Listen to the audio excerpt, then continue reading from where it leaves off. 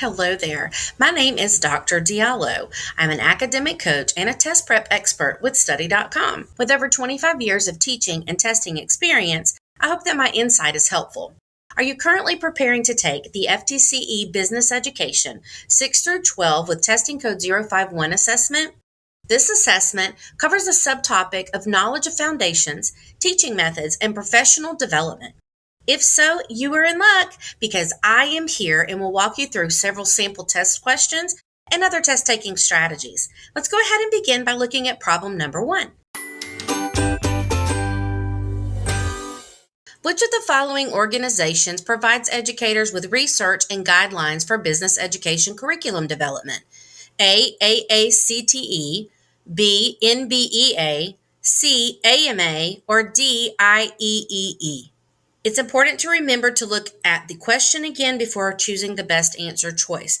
We are actually looking for an organization for educators with research guidelines for business education and the curriculum development for business. Well, the NBEA, which stands for the National Business Education Association, is a professional organization devoted to serving individuals and groups engaged in instruction, administration, research, and the dissemination of information for and about businesses. It actually provides educators with research, publications, and guidelines for the development and the improvement of business education curriculum, and it addresses the current trends in the field.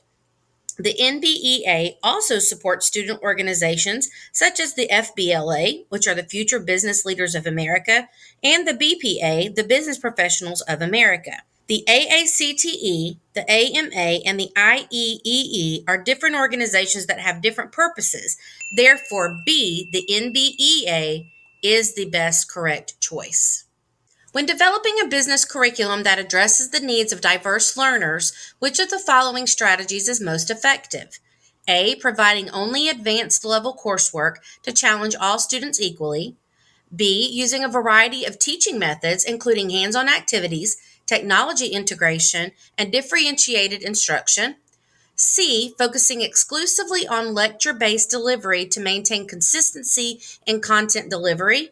Or D, limiting course materials. Or D, limiting course materials to textbook readings to simplify access to information. Keywords within the question again, we are thinking about the diverse learner, and we're wanting to find some strategies that would be the most effective for their instruction.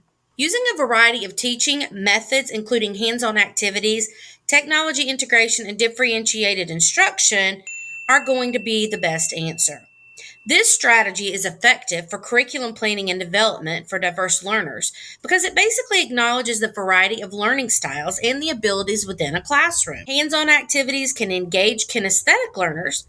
Technology integration can provide interactive and visual learning opportunities.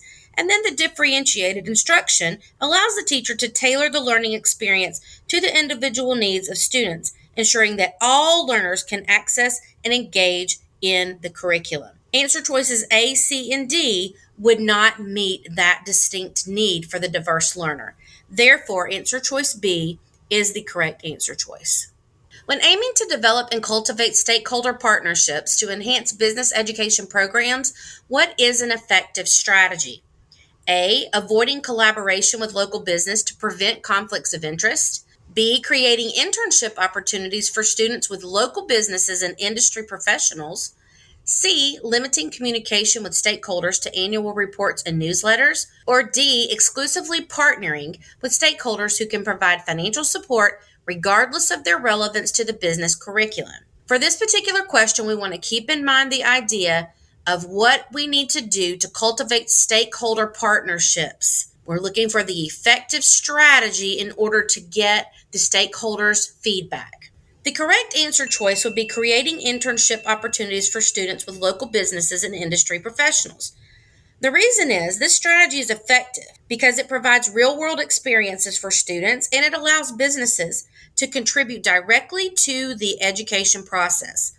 It also creates a mutually beneficial relationship where businesses can help shape the curriculum to better suit industry needs, and students gain valuable insights and work experiences in their field of study. Such partnerships can also enhance the reputation of the education program and can lead to future collaboration and support. Answer choices A, C, and D are not necessarily positive strategies that you would want to engage for an effective strategy with stakeholders. Therefore, answer choice B is going to be the correct answer choice.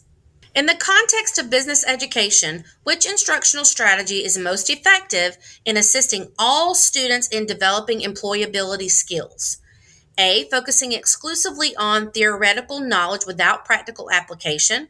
B, implementing a standardized test only approach to assess student learning. C, integrating real world problem solving scenarios and collaborative projects into the curriculum.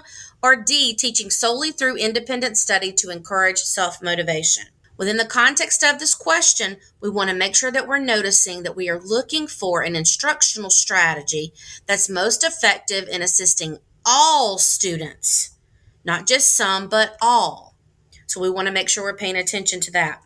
So for A, focusing exclusively on theoretical knowledge without practical application, this answer choice does not necessarily support all students. Therefore, it would not be the best choice. Answer choice B is not a good choice either because you're relying on the results of a test to give you all the information that you need, and some students do not test well. Answer choice C, integrating real-world problem-solving scenarios and collaborative projects in the curriculum, could very well be the correct answer choice.